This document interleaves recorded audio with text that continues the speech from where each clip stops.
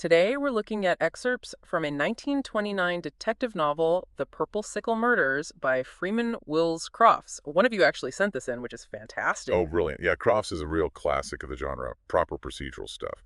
And this gives us a great chance to follow Inspector French from New Scotland Yard. Right, the London Met's HQ. Exactly. And we see him starting on what looks like, well, maybe a standard case. But it quickly gets complicated. So, our mission today is basically to unpack the start of this mystery, right? Focusing on how French begins his investigation, those first crucial clues and suspicions. That's the plan. Digging into those initial stages where things shift from routine to something much more sinister. Okay, so where do we first meet Inspector French? He's at the yard, just doing paperwork. Yeah, seems pretty mundane. Writing memos. You get the sense of the daily grind of police work. Calm before the storm, as you said earlier. And the storm starts with the death of Eileen Tucker, initially thought to be a suicide. Correct. Seems tragic, but straightforward, perhaps. Until Ms. Dark shows up. Ah, yes, Miss Dark. She has this, what did the text call it? An ingenious idea. That's it. About the suicide letter.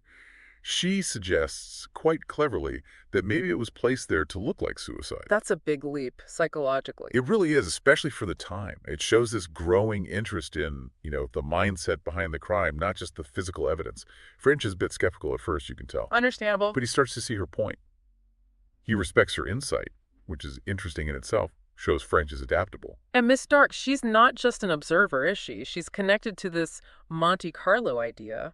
What exactly is that? Sounds like some kind of betting ring. Pretty much. An illegal betting syndicate. And it turns out both she and Eileen Tucker were drawn into it. It's like a trap, laid very carefully. How did it work? Well, it starts with a Miss Lestrange recruiting them. Then they meet a Mr. Westinghouse. Small wins at first, Build up the confidence. Get them hooked. Exactly. Then bigger bets. Then, oh, need a loan. Mr. Westinghouse can help. For a price, of course. A big cut of any winnings. And then the debt spirals. Very quickly. And then come the threats. Veiled at first, maybe, but threats nonetheless. It's classic exploitation, preying on vulnerability. And Westinghouse offers Miss Dark a job too, right? Something vague and a bit dodgy. Yes, very vague. Needs discretion, someone without, old-fashioned prejudices, he says. Big red flags all over that. Definitely. And he asks her that weird question about gambling with borrowed money. That sounds chilling. It is. It's him testing her, isn't it? Seeing how desperate she is, how controllable maybe, and intimidating her at the same time. That must have been terrifying. Absolutely. And that whole interaction, that's what pushes her. She decides she has to tell someone. First Mr. Aerosmith, then, thankfully, Inspector French. So French has this initial information. Suspicions about Eileen Tucker, Miss Dark's story about the betting, the threats. He's starting to see a pattern. He is. But then things escalate dramatically. Miss Dark herself disappears. Oh, wow. Okay. So the person who brought him the first real doubts is now missing. Precisely. French starts making routine checks. She hasn't shown up for her job at the Milan Cinema box office. That rings alarm bells. And then The report comes in. A girl's body found washed ashore. Stokes Bay, near Portsmouth. not Miss Dark. It is Thursa Dark. Initially, again, the local police think maybe suicide. The first medical look suggests drowning. Seems plausible. Found in the sea. But French isn't buying it. No. He smells a rat. He uses the term subtle murder. Suggests he thinks they're dealing with clever criminals, not just desperate ones. He insists on a full post-mortem. And that pays off, doesn't it? What did Dr. Hills find? Something crucial. He finds fresh water in her lungs. Fresh water, but she was found in the sea. Exactly. The contradiction is stark. Drowned in fresh water, found in salt water. Dr. Hills tells French privately he thinks it's murder. That changes everything. Solid forensic evidence now, not just suspicion. It's the turning point. It confirms French's intuition and moves this firmly into a murder investigation. Which leads us to the inquest, the official hearing. Right. The purpose is to formally determine how Thursa Dark died. What comes out during the inquest? Well, you get the testimony about finding the body, what she was wearing, and this detail about her watch being stopped at 1.07. Little facts, building a picture. And Dr. Hills testifies again? Yes, and this time he states publicly what he suspected privately.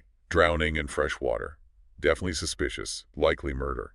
You can sense the mood shifting in the room with the coroner and jury. And we hear about French's team working in the background. Sergeant Golightly making inquiries. Uh-huh. And this mysterious phone call to the cinema manager about Miss Dark being ill. But the call couldn't be traced. Another sign of covering tracks. Clearly, someone was trying to manage the situation, create a false narrative. Mm-hmm. Then French himself has to appear at the inquest. Reluctantly, it seems. Why reluctantly? Probably doesn't want to show his hand too early. But he has to justify the Yard's interest. How does he explain it? He says he knew Miss Dark slightly through his initial inquiries and wasn't satisfied with the information about her disappearance. It's a careful explanation. Plausible enough. Enough to satisfy the coroner anyway. The coroner sums up. Died by drowning, strange circumstances with the fresh water, likely murder by persons unknown. The investigation is now officially on. Okay, so the inquest confirms foul play. What's French's next move? He's got the water evidence, Miss Stark's original story. He goes straight to brief Major Bentley, the acting chief constable for the area. Lays out what he knows from Miss Stark's interview and his initial checks. What's Bentley's take? He sees the bigger picture immediately. Suggests these girls are being used, exploited, and then silenced if they become a liability. That provides a strong potential motive. So French starts digging deeper. Methodically. Interviewing people who knew Thursa, searching her things, though, that doesn't give him much initially. And Gwen Lestrange's name must be high on his list now. Definitely. She's the link between the two victims we know about so far. A key figure. He also starts trying to reconstruct the crime itself, doesn't he? The timeline. Yes, that's crucial police work. Thinking about the time needed for, well, abduction, murder, transport, getting rid of the body. Practicalities. Right. And based on that, he estimates the murder probably happened somewhere within, say, an 80-minute drive from London, heading towards Portsmouth. Which narrows it down a bit and leads him to focus on Leon the Solomon. Because that's near where the body was found. He needs local knowledge now. He talks to a yachtsman, a Mr. Munn, about the tides. And Munn gives him something useful. Very useful. The tide was going out, running seawards, from about 3:30 a.m., meaning the body must have been put in the water before that, or very shortly after, to end up where it did. He figures between 3:0 and 5:0 a.m., narrows the window considerably. And they find evidence someone used a boat. Yeah, a boat seems to have been borrowed, and the knot on its rope was tied differently. Suggests someone unfamiliar with it used it that morning. And French thinks they chose the Solent because it's easy to just borrow a boat there. Seems likely. Opportunistic, using the local environment. Shows he's thinking like the criminals might. Then there's that gray car sighting. A Dr. Lappin saw a gray saloon, maybe a Daimler, near Lee around 4:00 a.m. That sounds promising. It does. They even get a partial registration number, Surrey 7395. Seems like a solid lead. But it goes cold. The registration checks out to someone completely respectable, an unimpeachable resident who proves the car was locked in their garage all night. a dead end. Frustrating. Very. It's a classic investigative hiccup. Eyewitnesses can be mistaken, details can be coincidental, it happens. So French hits a bit of a wall here. He's got pieces, but they're not quite fitting. He's definitely frustrated. And that's when he has a chat with his wife, Emily. And she has an idea. Sometimes that outside perspective helps. Absolutely. Emily says something quite simple, really, but brilliant. She points out, if this gang is still active, other box office girls must be involved, probably worried. So find them. Well, find them, she says. It clicks for French. It's a whole new angle. Shift the focus from the dead to the living who might be caught up in it. How does he go about that? He can't just walk in asking questions, right? Might scare them off or alert the gang. No, he's subtle. He uses cinema door porters. Asks them to discreetly keep an eye out for any box office girls who seem particularly worried and troubled. Using eyes and ears on the ground. Clever. It's low-key intelligence gathering. And it works. They identify 3 girls showing signs of stress. Miss Burgess, Miss Isaacs, and a Miss Morand. And he starts watching them. Yes. He observed their movements, particularly in the mornings. They seem a bit aimless at first, but then they lead him towards 2 specific cinemas, the Cosmopolitan and the Panopticon. Is that where they work? Not necessarily their main jobs, it seems more like rendezvous points, perhaps, which leads him to the Weber Street address. Ah, the office of Curtis Welland, commission agent. Right, and this feels like a potential hub. French starts shadowing Welland. Oh, I see. He sees Welland meeting Molly Moran, one of the girls flagged as troubled in that same gray car mentioned earlier. The gray car again? Okay, this is connecting now. Definitely. And he sees Welland picking up and dropping off different girls at different spots. It looks like a coordinated system. So French decides to check out Welland's office. Yeah, he waits until it's empty and slips in for a look. Finds incriminating evidence. Finds Almost nothing. It's barely furnished. Desk, chairs, phone, looks like a front, a sham business. Hmm. Very suspicious in its emptiness. Interesting. So what about Molly Moran? Does French talk to her? He does. He approaches her, and Yeah. she's clearly terrified, evasive at first. Understandably. But she eventually gives him an explanation for being in Welland's car. She says she's placing bets. Bets, like the Monte Carlo thing Miss Dark mentioned? Exactly. She says Welland places bets for her on the Monte Carlo tables, supposedly to get around the laws against street betting. Bingo. That connects Welland directly to the betting scheme and the girls. It's a huge breakthrough. French realizes he's definitely on the right track. Molly also confirms they use 5 different pickup spots, rotating them. To avoid detection? Smart. Very. French warns Molly, tells her she's in danger, that other girls involved in this have died. He urges her to contact the yard if she feels threatened. Heavy stuff. Hopefully she listens. What's French's next focus? The car. The garage. The garage, yes. He and his Sergeant Ormsby, check it out. It looks solid, good lock. But there's a small window, maybe a way in. So they plan a little B&E. Under the cover of darkness, yes. Police work sometimes requires bending the rules slightly in these old stories. They get inside the garage. And what do they find in there, besides the gray car? In the car itself, they examine it closely and find a hidden compartment built into the petrol tank. So that's why the girls were seen stooping down by the car. Precisely. It explains those brief, furtive movements.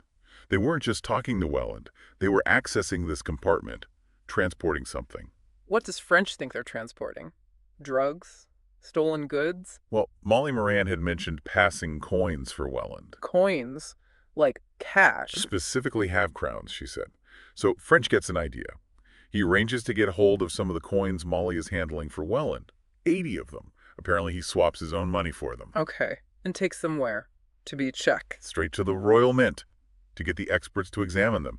He must be thinking counterfeits. Makes sense. A hidden compartment, secret meetings, counterfeit coins fit the picture. You'd think so.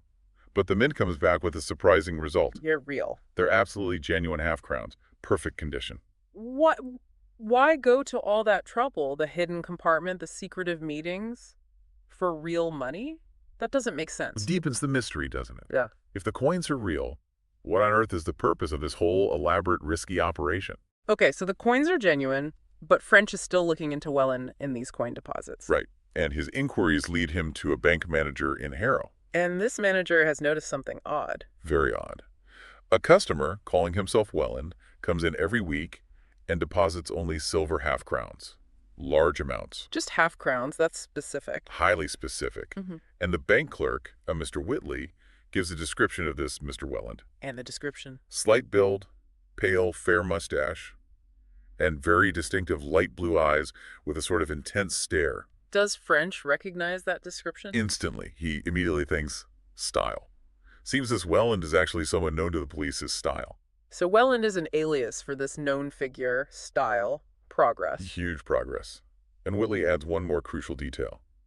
Mr. Welland, or Style, always comes in around 2 p.m. on Wednesdays. And today is? Tuesday. French knows exactly where he needs to be tomorrow afternoon. Meanwhile, back at the garage. Yeah. Any more discoveries? Yes. French and Ormsby take another look around, focusing on the structure itself. They notice a ventilation pipe. Okay. Normal enough for a garage, maybe. But this one seems odd. It doesn't go up. It goes horizontally through the wall into the adjoining property. The coach builder's yard next door. Exactly. Suggesting a hidden connection, maybe for communication, maybe for moving things between the two places discreetly. Okay, so things are really coming together. French has identified Style, knows his routine, found the hidden compartment, the pipe, but then he gets a phone call. Yeah. And it's bad news. It's Mrs. Cruz, Molly Moran's landlady. What's happened? Molly didn't come home last night after her cinema job, and she didn't turn up for work this morning. She's vanished. Oh no, just like Thursa Dark. French must fear the worst. Absolutely. He knows immediately how dangerous this is. The pattern is repeating. Molly knew things. She talked to him. She's likely in extreme danger. So what does French do? This is critical now. He acts fast. Alerts his boss, Chief Inspector Mitchell, tells him Molly's missing, and links it straight to the murders. This is top priority. He puts out an alert for Style. Sends an officer, Carter, with Styles' description that distinctive eyes are key to arrest him. Gives likely locations. The office, the garage, maybe his home or golf club. Covering all bases. Completely. Yeah. She sends another officer, Harvey, to the Panopticon Cinema, Molly's last known workplace, to see if anyone saw anything.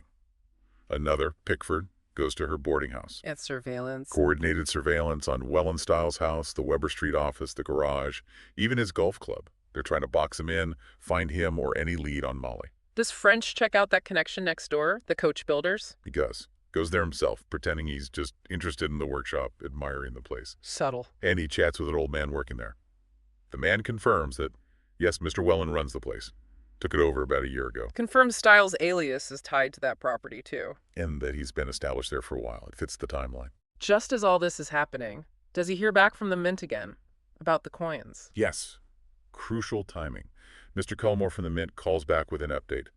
A correction, actually. They are fake, after all. They are counterfeit. Extremely high-quality fakes, but definitely counterfeit. The initial assessment was wrong. Wow. Why the change? Cullimore explains they ran more detailed tests. Specific gravity, metallurgical analysis, things that showed tiny discrepancies only an expert eye or test would catch. They're very good fakes. Made by an expert, then? Almost certainly. And Cullimore offers a theory. He mentions a former Mint employee, a man named Sibley. Sibley? Apparently, Sibley was suspected years ago of stealing rejected coins. These were coins that had gone through the minting process, looked perfect, but had some tiny flaw, so they were meant to be melted down again. But if Sibley stole them... He'd have perfect or near-perfect blanks, maybe even fully struck coins, needing only minor finishing touches, and the expertise to do it. It provides a plausible source for these high-quality counterfeits. Okay, let's pull this together. French started with a suspected suicide, Eileen Tucker. Then Thursa Dark's murder, drowned in fresh water, found in the sea.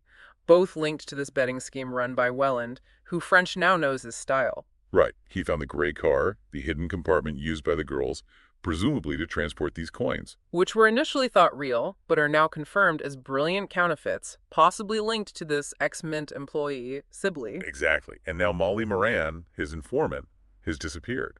The whole thing points to a sophisticated counterfeiting ring that eliminates anyone who becomes a threat. And French believes Molly is in immediate grave danger. He does. The pattern is undeniable. A major police operation is kicking off to find Style, find Molly, and shut this down. The motive seems clear now, counterfeiting, but the full operational details and Molly's fate are hanging in the balance. It's an incredibly tangled web, isn't it? French is pulling the threads, but it's a race against time. So, thinking about this intricate setup, what do you think is the end game for Styles' operation? Just flooding the market with fake coins. And the biggest question, of course, can French possibly get to Molly before it's too late? That's the cliffhanger, isn't it? The scale, the quality of the fakes, makes you wonder. And French's next move is absolutely critical. Definitely something to chew on. We'll leave it there for this deep dive.